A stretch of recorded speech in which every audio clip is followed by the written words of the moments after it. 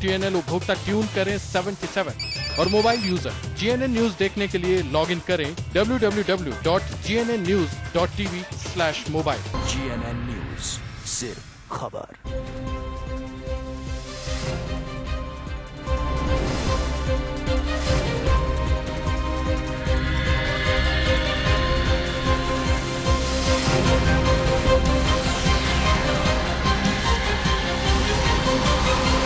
GNN news, सिर्फ खबर।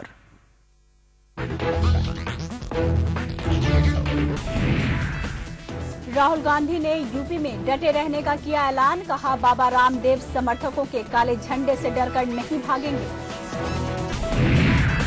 Robert Vadra ने राजनीति में आने की जताई इच्छा, लेकिन प्रियंका गांधी ने किया इनकार। कहा, अपने बिजनेस से खुश हैं रॉबर्ट। उत्तर प्रदेश में पहले चरण के लिए थम गया चुनाव प्रचार। सभी दलों ने झोंकी पूरी ताकत। 8 फरवरी को होगा पहला मतदान। एम्स में जिंदगी और मौत के बीच झूल रहे फलक मामले में पुलिस को मिला अहम सुराग। फलक की मां मुन्नी समेत 2 महिलाएं राजस्थान से गिरफ्तार। और मई तक कैंसर से जीत जाएंगे युवराज सिंह। मैक्स अस्पताल के डॉक्टरों ने किया दावा।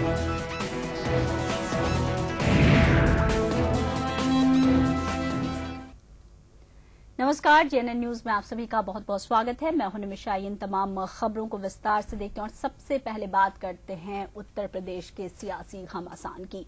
तो यूपी में विधानसभा चुनाव के पहले चरण के चुनाव प्रचार के अंतिम दिन कांग्रेस महासचिव राहुल गांधी ने वाराणसी में प्रेस कॉन्फ्रेंस की, जिसमें उन्होंने मीडिया कर्मियों के हर सवाल का बड़ी ही बेबाकी के साथ जवाब दिया। राहुल विकास से लेकर काले धन के मुद्दे पर बोले और उन्होंने साफ कर दिया कि चुनाव के बाद भी उनकी पार्टी किसी भी दल के साथ कोई समझौता नहीं करेगी।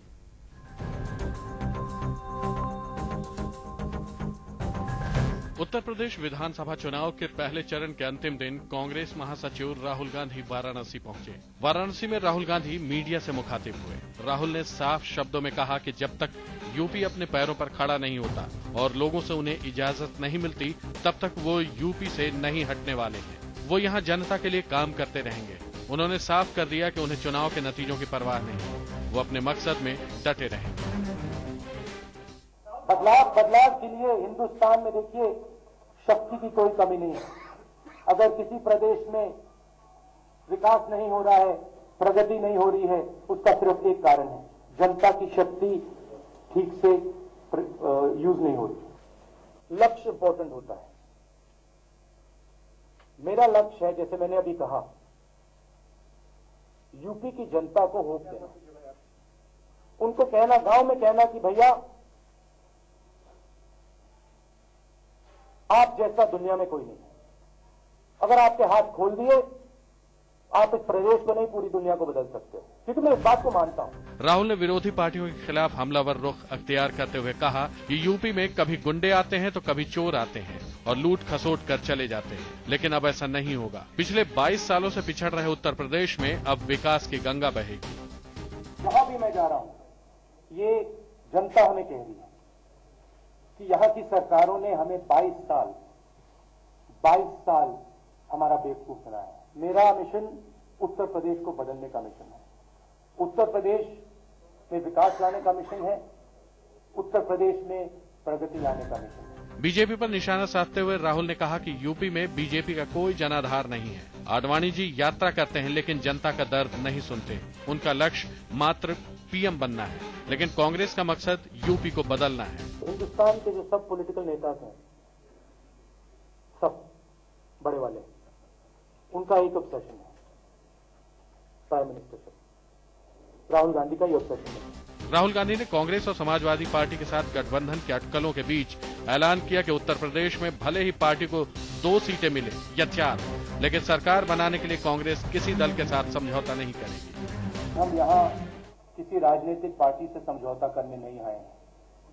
हम उत्तर प्रदेश को बदलने आए हैं। हमारी स्ट्रैटेजी बहुत सिंपल होगी। हमारा समझौता सिर्फ उत्तर प्रदेश की जनता के साथ, उत्तर प्रदेश के गरीब लोगों के साथ होगा और किसी के साथ नहीं होने वाला। काले धन के सवाल पर राहुल गांधी ने कहा कि बाबा रामदेव अपने कुछ लोगों को काले झंडे लेकर मेरी जनसभा में भेज देते हैं, मुझ पर जूता मारने के लिए कहते हैं, पर मैं किसी से नहीं डरता। मैं अपनी दादी इंदिरा का पोता हूँ।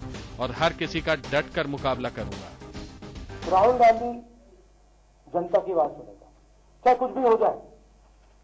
आप झंडे लगाओ, गोली मारो, मैं गांव में जा रहा हूं, जूता मारो, जो भी करना कर लो,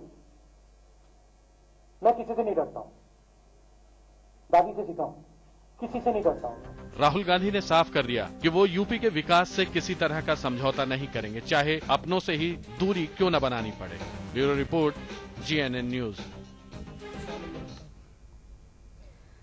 तो यूपी में इन दिनों चुनावी सरगर्मी अपने चरम पर है। कोई भी नेता किसी पर पलटवार करने का मौका नहीं छोड़ रहा है। खासतौर पर कांग्रेस के महासचिव राहुल गांधी सबके निशाने पर हैं, चाहे वो एसपी के प्रवक्ता रामगोपाल यादव हों या फिर बीजेपी के उपाध्यक्ष कलराज मिश्र। जो लगातार ये भ्रमण कर रहे हैं, उसमें इनकी कुंठा और निराशा बोल रहा है। ये राहुल गांधी नहीं बोल रहे हैं, इनका फ्रस्ट्रेशन बोल रहा है। ये फ्रस्ट्रेशन से त्रस्त है, इसलिए इस प्रकार की भाषा का प्रयोग कर रहे हैं। राहुल की किसी बात को मैं गंभीरता से नहीं लेता, न रिएक्शन देना चाहता। आपको क्या लगता है कि ये सब ढकोसला है राहुल का? ये frustration, simply frustration and nothing else. तो जिस तरीके से अगर हम बात करें तो यूपी में जो चुनावी घमासान है बहुत तेज हो चुका है और लगातार जो नेता हैं एक दूसरे को पर वार पलटवार करने में जुटे हुए हैं।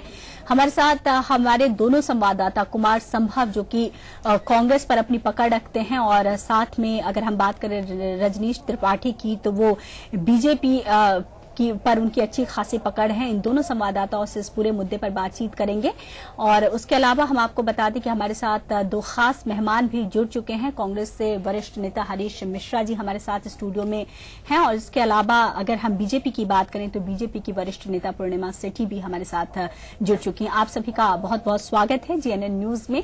तो आज जिस तरीके से यूपी में हम देखें तो कई बदलाव देखने को मिले। चुनाव की अगर बात करें पहले चरण की तो चुनाव प्रचार थम गया है, वहीं साथ में एक जो नया मुद्दा मिल गया है कांग्रेस के सामने, एक जो बात आई है और विपक्षी पार्टियों को निशाना साधने का जो बड़ा मौका मिला है वो ये था कि जिस तरीके से रॉबर्ट वाड्रा जो कि प्रियंका गांधी के पति, उन्होंने खुलकर कहा कि आगे जरूरत पड़ी तो प्रियंका और रॉबर्ट भी राजनीति में आ सकते हैं। इन मुद्दों पर हम इन दोनों मेहमानों के साथ अपने संवाददाताओं के साथ बातचीत करेंगे। सबसे पहले हम न्यूज रूम का रुख करेंगे जहां हमारे संवाददाता संभव हमारे साथ जुड़े हैं। संभव, सबसे पहले आपसे जानना चाहेंगे, प्रियंका जिस तरीके से राहुल के प्रचार में जुटी हुई हैं और जिस तरीके से रॉबर्ट का बयान आया उसके बाद प्रियंका ने सफाई दी, क्या मायने निकाले जाए इसके? जी देखिए, जिस तरीके से प्रियंका गांधी भी एक गैर राजनीतिक महिला है जो कि कांग्रेस पार्टी के प्रचार में अक्सर आती रही हैं और रायबरेली और अमेठी का दौरा करती रही हैं। पहली बार रॉबर्ट वडेरा, उनके जो हस्बैंड है, वो पहुंचे और रायबरेली में बाइक रैली कर रहे थे और रैली के बाद जब पत्रकारों से बात कर रहे थे उसी क्रम में उन्होंने एक ऐसी बात कह डाली जिसके कारण आज दिल्ली और प्रदेश कांग्रेस और जितने भी कांग्रेसी नेता हैं उनके बीच हड़कंप सा मच गया। उन्होंने कहा कि अगर प्रियंका चुनाव लड़ती हैं या राजनीति में आना चाहती हैं तो कोई उसमें उन्हें परेशानी नहीं है और अगर जनता की इच्छा हुई तो वो भी चुनाव लड़ेंगे। तो कांग्रेस के पास इसका कोई जवाब नहीं था कि आखिर वडेरा अगर चुनाव में आते हैं तो क्या कांग्रेस उन्हें स्वीकार करेगी। इस पर सभी कांग्रेसियों ने आज दिन भर चुप्पी साधी रही और एक सीधा मतलब ये निकलता है कि जो राजनीतिक लोग होते हैं उनकी जो बयानबाजी होती है कई बार कांग्रेस के लिए मुश्किलें खड़ी कर देती है। बिल्कुल, हमारे साथ कांग्रेस के वरिष्ठ नेता हरीश मिश्रा जी भी संभव बने हुए, आइए उन्हीं से जानने की कोशिश करते हैं। हरीश जी, जिस तरीके से प्रियंका का बयान आया, रॉबर्ट राहुल के समर्थन में प्रचार करने गए थे, लेकिन अब इस बात को लेकर ही खींचतान शुरू हो गए। रॉबर्ट कहते हैं जरूरत पड़ी तो हम आ सकते हैं राजनीति में, लेकिन प्रियंका कहती है कि वो अपने बिजनेस से खुश है। क्या कहेंगे आप? ऐसा नहीं है जी कि कांग्रेस पार्टी में राजीव गांधी जी हमेशा चुनाव प्रचार देश में करते थे। सोनिया जी उस इलाके में प्रचार करती थी जहां जो उनका लोकसभा क्षेत्र होता था। राहुल गांधी देश में प्रदेश में चुनाव प्रचार करने निकलते हैं, प्रियंका जी वहां संभालती हैं। प्रियंका जी के हस्बैंड हैं माननीय श्री रॉबर्ट वडेरा जी। मैं आपके चैनल के माध्यम से सुना हूं कि रॉबर्ट वडेरा जी चुनाव लड़ने के लिए कहें तो चुनाव लड़ना न लड़ना पार्टी के ऊपर नहीं, उनके ऊपर अपने निर्भर है, वहां के जनता के ऊपर निर्भर है जहां से वो चुनाव लड़ना चाहते हैं। रॉबर्ट वडेरा जी के साथ जनता कितनी खड़ी है, लोग कितने खड़े हैं, वो कांग्रेस की सेवा करना चाहते हैं, देश की सेवा करना चाहते हैं। देश का कोई भी नागरिक आके और कांग्रेस के संगठन के साथ बंध के यदि अगर कांग्रेस की सेवा करना चाहता है तो कांग्रेस हमेशा उसका स्वागत करती है। माननीय श्री रावत बडेरा साहब भी अगर कांग्रेस की सदस्यता लेके और कांग्रेस की सेवा करना चाहते हैं तो उसमें उनका स्वागत है, गलत क्या है? जी बिल्कुल। और दूसरी पार्टियों की अगर बात करें तो उनका भी साफ तौर पे कहना है कि ये उनका पारिवारिक मुद्दा है। हमारे साथ बीजेपी के वरिष्ठ नेता पूर्णिमा सिटी भी जुड़ी हुई हैं। आपसे समझने की कोशिश करेंगे पूर्णिमा जी कि अगर कोई व्यक्ति, चाहे वो प्रियंका गांधी के पति रॉबर्ट वाड्रा ने कहा कि वो चुनाव में आ सकते हैं, सक्रिय राजनीति में हिस्सा ले सकते हैं, तो फिर प्रियंका को आगे बढ़कर सफाई क्यों देनी पड़ी? उन्होंने क्यों कहा कि रॉबर्ट अभी दूर दूर तक राजनीति से उनका कोई संपर्क नहीं है, अभी वो अपने बिजनेस से खुश है? क्या मानेंगे आप इसे? देखिए, ये जैसा अभी पहले भी कहा गया, ये उनका पारिवारिक मसला है। परंतु जैसा मिश्रा जी कह रहे थे कि जनता तय करेगी, जनता कभी पार्टी में एक्टिव होना या ना होना तय नहीं करती। ये या तो पार्टी तय करती है या इंडिविजुअल या उनका परिवार तय करेगा। परंतु जहां तक प्रियंका जी की बात है, एक चीज जरूर राजनीति में जो आजकल पैरा ट्रूपर लैंडिंग हो रही, उसको जरूर कुछ ना कुछ हद तक अंकुश लगना चाहिए, क्योंकि उसके माध्यम से कुछ ऐसे लोग भी राजनीति में एक्टिव हो जाते हैं जिनका की कोई राजनीतिक पृष्ठभूमि नहीं रहती, कहीं उनका लेन देन नहीं रहता, कोई उनकी वैचारिक क्षमता नहीं रहती, कई चीजें रहती है। परंतु अगर प्रियंका जी एक्टिव होना चाहती हैं तो हो, उसमें किसी को एतराज नहीं होगा। पर ये रॉबर्ट वडेरा ने जिस प्रकार की बात, अभी जब मैं आ रही थी यहाँ पर तो आज तक के चैनल में उनका मैंने इंटरव्यू जो सुना, स्वयं वो जो कह रहे थे, उन्होंने कहा ये हमारा पारिवारिक मसला है और अभी राहुल है, आगे प्रियंका आएगी। मतलब ये कोई सीरीज में कोई उनके कुछ ऐसा कमिटमेंट चल रहा हो तो मैं उससे वाकिफ नहीं हूँ। यानी कि आप ये कह रहे हैं कि पूरी तरीके से परिवारवाद की जो राजनीति है उसे जनता स्वीकार नहीं करेगी और विपक्षी पार्टियां भी इसी मुद्दे पर कहीं न कहीं विरोध करेंगी। मुझे लगता है कि इसका जनता समय पर जवाब देगी और जनता आज की डेट में पैरा ट्रूपर लैंडिंग को पसंद नहीं करती, बिल्कुल, और ना ही बैकडोर एंट्री को पसंद करती। बिल्कुल। हमारे साथ हमारे संवाददाता रजनीश भी जुड़े हुए हैं। रजनीश, क्या माना जाए, जिस तरीके से पूर्णिमा जी कह रही हैं कि परिवारवाद की राजनीति को हावी नहीं होने दिया जाएगा देश में और जनता भी अब इस बात को समझती है, लेकिन प्रियंका गांधी का इस वक्त ये कहना कि रॉबर्ट राजनीति में नहीं आएंगे, क्या दर्शाता है? जी, निम्सा अगर बात किया जाए कि कौन खड़ा होगा, कौन राजनीति में आएगा, कौन नहीं आएगा, ये तो पार्टी तय करती है। चाहे जो भी पार्टी हो, बीजेपी हो, कांग्रेस, सपा हो, बीएसपी हो, तो वही तय करता है कि कौन आखिर लड़े, कौन नहीं। लेकिन इस तरह का बात की अभी रॉबर्ट वाड्रा का कहना है कि जरूरत पड़ी तो हम आएंगे पार्टी में, हम चुनाव लड़ेंगे, तो फिर बाद में उनकी पत्नी प्रियंका गांधी वाड्रा का सफाई देना, ये कुछ अजीब सा संशय होता है, क्योंकि रॉबर्ट वडेरा ने बयान दिया कि जरूरत पड़ेगी तो हम राजनीति में आएंगे, तो फिर सफाई भी रॉबर्ट वडेरा को देना चाहिए था। प्रियंका गांधी को आगे आना ये कहीं न कुछ होता है। जी प्रियंका जी बिल्कुल। रजनीश, आप हमारे साथ जुड़े रहें, संभव भी हमारे साथ बने हुए लगातार, दोनों मेहमान भी हमारे साथ बने हुए। इसी मुद्दे पर बात करेंगे कि आखिर कांग्रेस को या प्रियंका गांधी को इस बात की सफाई इस वक्त क्यों देनी पड़ रही है कि रॉबर्ट वाड्रा अभी राजनीति में प्रवेश नहीं करेंगे। इस मुद्दे पर आगे भी अपनी चर्चा जारी रखेंगे। फिलहाल ले लेते हैं एक छोटा सा ब्रेक।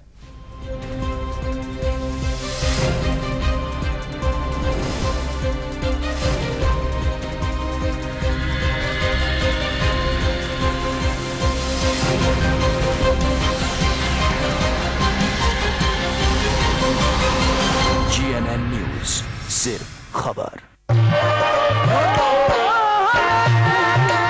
हमारे संस्कार, हमारी पहचान। MDH मसाले, the real spice of India. बेटा, 10वीं 12वीं करने के बाद अगर सही लाइन नहीं चुनी तो जिंदगी भर पछताओगे, और चुन ली तो लाइफ बनाओगे। हिंदुस्तान में 70 करोड़ मोबाइल यूजर्स हैं, इनके लिए कम से कम 7 लाख मोबाइल इंजीनियर्स की जरूरत है और हैं केवल 50,000। इसलिए इंडिया के नंबर 1 हाईटेक इंस्टीट्यूट से मोबाइल, लैपटॉप और कंप्यूटर रिपेयरिंग का कोर्स करो। हाथ का हुनर सीख जाओगे तो जिंदगी भर कमाओगे। मोबाइल, लैपटॉप और कंप्यूटर रिपेयरिंग तथा नेटवर्किंग तेजी से उभरते हुए क्षेत्र हैं और हाईटेक इंस्टीट्यूट के 1 लाख से भी ज्यादा स्टूडेंट्स इन क्षेत्रों में सफलतापूर्वक अपना भविष्य बना चुके हैं। इसलिए आप भी देश के नंबर 1 हाईटेक इंस्टीट्यूट में एडमिशन लेकर अपना भविष्य बनाइए। अगर आपको लगता है कि आपको मोबाइल, लैपटॉप और कंप्यूटर की टेक्निकल नॉलेज बिल्कुल भी नहीं है, तो भी आप बेफिक्र हो जाइए, क्योंकि हाईटेक में मोबाइल और कंप्यूटर रिपेयरिंग की तकनीक बेहद सरलता से बारीकी के साथ सिखाई